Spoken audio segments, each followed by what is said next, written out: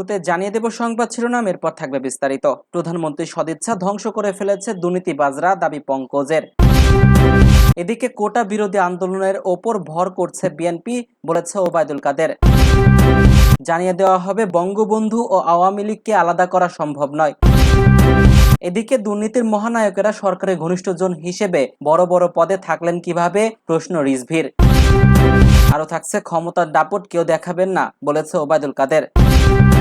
সর্বশেষ রয়েছে দুর্নীতিবাজদের রক্ষা করতে বিএনপি জামায়াত অপপ্রচার চালাচ্ছে, বলছে বাহাউদ্দিন নাসিম। এতক্ষণ শুনছিলেন সংবাদ শিরোনাম, এখন থাকছে বিস্তারিত।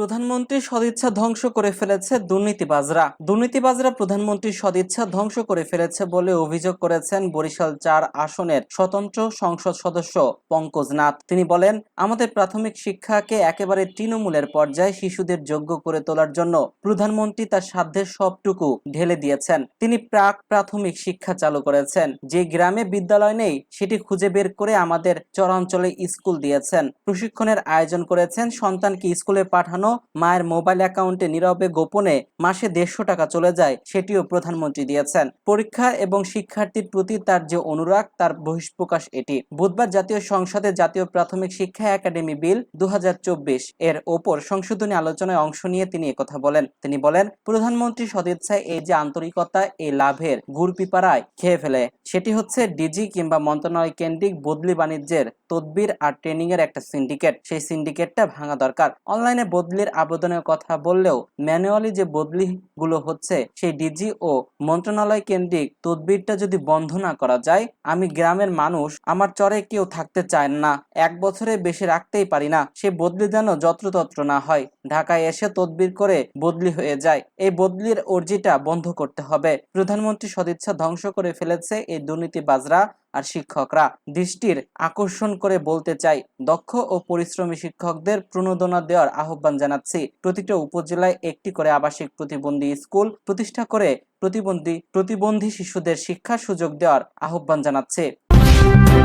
কোটা বিরোধী আন্দোলনের ওপর ভর করেছে বিএনপি, বলছে ওবায়দুল কাদের। কোটা বিরোধী আন্দোলনের ওপর বিএনপি ভর করেছে বলে মন্তব্য করেছেন আওয়ামী লীগের সাধারণ সম্পাদক ওবায়দুল কাদের। আওয়ামী লীগের ৭৫তম প্রতিষ্ঠা বার্ষিকী উপলক্ষে আজ বুধবার ঢাকার সাভার উপজেলার হেমায়েতপুরে ঢাকা জেলা আওয়ামী লীগ আয়োজিত আলোচনা সভায় এ মন্তব্য করেন তিনি। আওয়ামী লীগের সাধারণ সম্পাদক বলেন, কোটা বিরোধী আন্দোলন গতবার ছিল, এখনো রয়েছে। বিএনপি এই আন্দোলনের ওপর ভর করেছে, কিন্তু পরের কাঁধে ভর দিয়ে আন্দোলন করে জয়ী হওয়া যায় না। তারা ভয় দেখায় বাংলাদেশের ভারত হয়ে গেল। প্রধানমন্ত্রী শেখ হাসিনা ভারত গেলেই বলে কিছুই আনতে পারে না। ওবায়দুল কাদের বলেন, ৫৩ বছরে আমরা ভারত হইনি, সীমান্ত ছিটমহল সমস্যার সমাধান হয়েছে, আমাদের হিস্সা আমরা বুঝে পেয়েছি।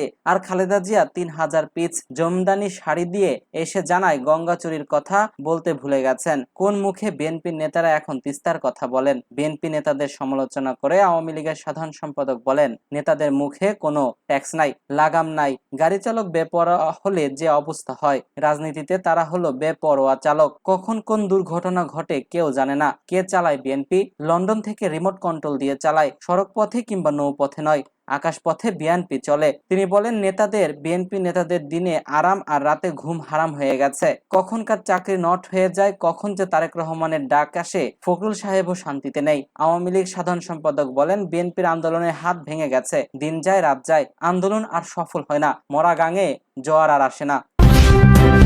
বঙ্গবন্ধু ও আওয়ামী লীগকে কোনোভাবে আলাদা করা সম্ভব নয়। আওয়ামী লীগের প্রতি মানুষের সমর্থন, গ্রহণযোগ্যতা ও বিশ্বাস সৃষ্টি করেছিলেন বঙ্গবন্ধু শেখ মুজিবুর রহমান। বঙ্গবন্ধু ও আওয়ামী লীগকে কোনোভাবে আলাদা করা সম্ভব নয়। আওয়ামী লীগ প্রতিষ্ঠার ৭৫ বছর পদার্পণ প্লাটিনাম জয়ন্তী উপলক্ষে এক আলোচনা সভায় বক্তারা একথা বলেন। রাজধানী কলাবাগানের বশির উদ্দিন রোডে বঙ্গবন্ধু পরিষদের কেন্দ্রীয় কার্যালয়ে সোমবার সন্ধ্যায় এ সভার আয়োজন করে ঢাকা মহানগর বঙ্গবন্ধু পরিষদ। আওয়ামী লীগ প্রতিষ্ঠার পরিপ্রেক্ষিতে তুলে ধরে বঙ্গবন্ধু পরিষদের সহসভাপতি প্রফেসর ডক্টর শামসুদ্দিন ইলিয়াস বলেন, তৎকালীন অর্থ সামাজিক ও রাজনৈতিক ব্যবস্থা ছিল সমাজতান্ত্রিক জমিদারি শাসন ব্যবস্থা। জনগণের কথা বলার সুযোগ ছিল না। বঙ্গবন্ধু উপলব্ধি করেছিলেন, মানুষের অধিকার আদায় করতে গেলে আগে দরকার বাক স্বাধীনতা, এরপর অধিকার আদায়ের জন্য রাজনৈতিক দল দরকার। কথা বলার স্বাধীনতা এলে গণতান্ত্রিক ও রাজনৈতিক স্বাধীনতা আদায় করা সম্ভব। বঙ্গবন্ধু উপলক্ষ করেছিলেন এবং উপলব্ধি বুদ্ধি করেছিলেন, গণমানুষের জন্য কাজ করলে সাম্প্রদায়িক নাম দিয়ে তা সম্ভব নয়। এজন্য মুসলিম লীগ বাদ দিয়ে দলের নাম পরিবর্তন করলেন আওয়ামী লীগ। 1971 সালে মুক্তিযুদ্ধের স্বাধীনতা অর্জন হলো। সংবিধানের 4 মূলনীতি জাতীয়তাবাদ, সমাজতন্ত্র, গণতন্ত্র, ধর্মনিরপেক্ষতা অন্তর্ভুক্ত করেন, যা ছিল সুদূর প্রসারী। বঙ্গবন্ধু ও আওয়ামী লীগকে আলাদা করা কোনোভাবেই সম্ভব নয়। দুর্নীতির মহানায়কেরা সরকারের ঘনিষ্ঠজন হিসেবে বড় বড় পদে থাকলেন কিভাবে? দর্শক, দুর্নীতির মহানায়কেরা সরকারের ঘনিষ্ঠজন, এমনটাই বক্তব্য দিয়েছেন রুহুল কবির রিজভী। তিনি বলেছেন, বড় বড় সরকারি পদে অধিপত্য এবং অধিষ্ঠিত থাকলেন কিভাবে? এই প্রশ্ন রেখেছেন বিএনপির জ্যেষ্ঠ যুগ্ম মহাসচিব রুহুল কবির রিজভী। তিনি অভিযোগ করেছেন, তথাকথিত স্বাধীন দুর্নীতি দমন কমিশন দুদক এ সময় এবং সবসময় সরকারের মুখাপেক্ষী হয়ে থাকে। সংস্থাটির শক্ত মেরুদণ্ড নেই। ঢাকার নয়াপল্টনে বিএনপির কেন্দ্রীয় কার্যালয়ে বুধবার দুপুরে এক প্রেস ব্রিফিং এ তিনি এক অভিযোগ করেন। সাম্প্রতিক আলোচিত দুর্নীতির ঘটনাগুলো সম্পর্কে রুহুল কবির রিজভী বলেন, বর্তমান ডামি সরকার বলেছেন দুদক স্বাধীন সংস্থা, কিন্তু আজকাল সংবাদপত্রের পাতায় দৃষ্টি দিলেই বেনজির, মতিউর, আসাদুজ্জামান আরো কত কি নাম দেখা যাচ্ছে। দুর্নীতি দমন কমিশন সত্যিকারের স্বাধীনতা এবং স্বাধীন হলে এসব দুর্নীতির মহানায়করা সরকারের ঘনিষ্ঠজন হিসেবে বড় বড় সরকারি পদে কিভাবে আধিপত্য বিস্তার করলেন? এসবের ঘটনায় প্রমাণিত হয়েছে তথাকথিত স্বাধীন দুর্নীতি দমন কমিশন সরকারের মুখাপেক্ষী হয়ে থাকে। কমিশনের শক্ত মেরুদণ্ড নেই। এদিকে সমাবেশে হামলার অভিযোগ দিয়ে বলেন, বিএনপির চেয়ারপারসন বেগম খালেদা জিয়ার নিঃশর্ত মুক্তির দাবিতে গত সোমবার সারা দেশে সমাবেশ করেছে বিএনপি। রিজভী অভিযোগ করেন, বিভিন্ন জেলায় আওয়ামী লীগ সরকার বিএনপি নেতাকর্মীদের ওপর সহিংস আক্রমণ চালাচ্ছে। আজ নাটোর, পটুয়াখালী, বাগেরহাটে বিএনপি সমাবেশে হামলা করা হয়। এতে অনেক নেতাকর্মী আহত হয়েছেন। ক্ষমতার দাপট কেউ দেখাবেন না, অনুরোধ করেছে ওবায়দুল কাদের। বিএনপির নেতাদের উদ্দেশ্যে আওয়ামী লীগ সরকার এবং আওয়ামী লীগের সাধারণ সম্পাদক ও সড়ক পরিবহন ও সেতুমন্ত্রী ওবায়দুল কাদের বলেন, পরিষ্কার বলে দিতে চাই, আন্দোলন করেছেন, করেন আন্দোলন, তবে আন্দোলনে সহিংসতার উপাদান যুক্ত হলে খবর আছে, আবারও খেলা হবে দুর্নীতির বিরুদ্ধে, খেলা হবে অর্থ পাচারের বিরুদ্ধে, লুটপাটের বিরুদ্ধে, জঙ্গিবাদের বিরুদ্ধে, সাম্প্রদায়িকতার বিরুদ্ধে। নেতাকর্মীদের প্রস্তুত থাকার আহ্বান জানান ওবায়দুল কাদের। আওয়ামী লীগের ৭৫তম প্রতিষ্ঠা বার্ষিকী উপলক্ষে শনিবার বিকেল বঙ্গবন্ধু অ্যাভিনিউ দলের কেন্দ্রীয় কার্যালয়ের সামনে ঢাকা মহানগর দক্ষিণ আওয়ামী লীগ আয়োজিত আলোচনা সভায় তিনি এসব কথা বলেন। দুর্নীতিবাজ কাউকে ছাড় দেওয়া হবে না, এমনটাই মন্তব্য করেছেন ওবায়দুল কাদের। দুর্নীতির বিরুদ্ধে প্রধানমন্ত্রী শেখ হাসিনার শূন্য সহিংসতা নীতি স্মরণ করিয়ে দিয়ে তিনি বলেন, দুর্নীতিবাজদের কারোই ছাড় দেওয়া হবে না, কারোর ক্ষমা নেই। শেখের বেটি শেখ হাসিনা বাংলাদেশকে দেখিয়ে দেবেন দুর্নীতিবাজ এবং দুর্নীতির বিরুদ্ধে তিনি কতটা কঠোর হতে পারেন। দলের নেতা কর্মীদেরও সতর্ক থাকার আহ্বান জানিয়ে ওবায়দুল কাদের বলেন, আওয়ামী লীগকে প্রস্তুত হতে হবে।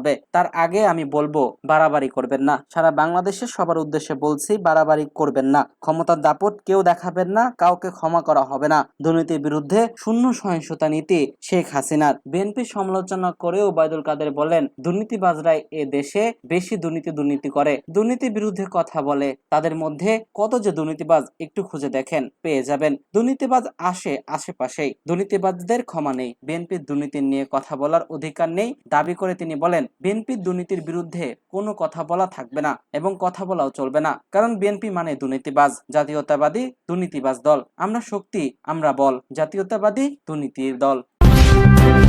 দুর্নীতিবাজদের রক্ষা করতে বিএনপি জামায়াত অপপ্রচার চালাচ্ছে বলছে বাহামুদ্দিন নাসিম। আওয়ামী লীগের যুগ্ম সাধারণ সম্পাদক কৃষিবিদ আফম বাহামুদ্দিন নাসিম বলেছেন, দুর্নীতিবাজদের রক্ষা করার জন্যই মূলত বিএনপি জামায়াত নানা অপপ্রচার চালাচ্ছে। এরা কখনো দেশের মঙ্গল চায় না। তিনি বলেন, দুর্নীতিদের এবং দুর্নীতির মাধ্যমে যারা দেশকে ধ্বংসের দ্বার প্রান্তে নিয়ে গিয়েছিল সেই চিহ্নিত দুর্নীতিবাজ ও সন্ত্রাসীদের বড় বড় কথা বলে দুর্নীতিবাজদের সাহসী করে তুলেছে। শনিবার ২৯ জুন দুপুরে আওয়ামী লীগের স্বেচ্ছাসেবক লীগের সাবেক সভাপতি নির্মল রঞ্জন গুহের দ্বিতীয় মৃত্যুবার্ষিকী উপলক্ষে আলোচনা সভায় তিনি এসব কথা বলেন। নাসিম বলেন, বাংলাদেশকে পিছিয়ে নেওয়ার জন্য বিএনপি জামায়াত এখানে নানা অপপ্রচার চালাচ্ছে। এরা গুজব ছড়িয়ে বাংলাদেশের মানুষের বিভ্রান্ত করতে চায়। জনগণ এবং ষড়যন্ত্র ও রাজনীতির কারণে পেছনে এরা হাঁটে। তারা জানে দেশের মানুষের ভোটের মধ্য দিয়ে তারা কখনো সমর্থন পাবে না, তাই তারা এসব পথ অবলম্বন করছে। তিনি বলেন, যারা সাম্প্রদায়িক এবং সাম্প্রদায়িক রাজনীতি করে দেশের মানুষ তাদের পছন্দ করে না। এ কারণে তারা ভোটে রাজনীতি ছেড়ে সরকারের বিরুদ্ধে, আওয়ামী লীগের বিরুদ্ধে ও বঙ্গবন্ধু কন্যা শেখ হাসিনার বিরুদ্ধে ষড়যন্ত্রে লিপ্ত হয়েছে। শেখ হাসিনার যে দুর্নীতি বিরোধী জিরো টলারেন্সের নীতি তা বাস্তবায়ন করতে হবে উল্লেখ করে তিনি বলেন, দেশে দুর্নীতিবাজদের অপকর্মের নজির আমরা দেখতে পাচ্ছি। এদের কঠোর হস্তে দমন করতে হবে। এদের নির্মূলদের মধ্যে দিয়ে আমাদের দেশ পাপমুক্ত করতে হবে। এটি কোনো দলের একার পক্ষে কাজ নয়। এর জন্য সবাইকে এগিয়ে আসতে হবে। সমাজের সর্বস্তরের মানুষ এগিয়ে এলে দুর্নীতিকে প্রতিরোধ করা সম্ভব হবে।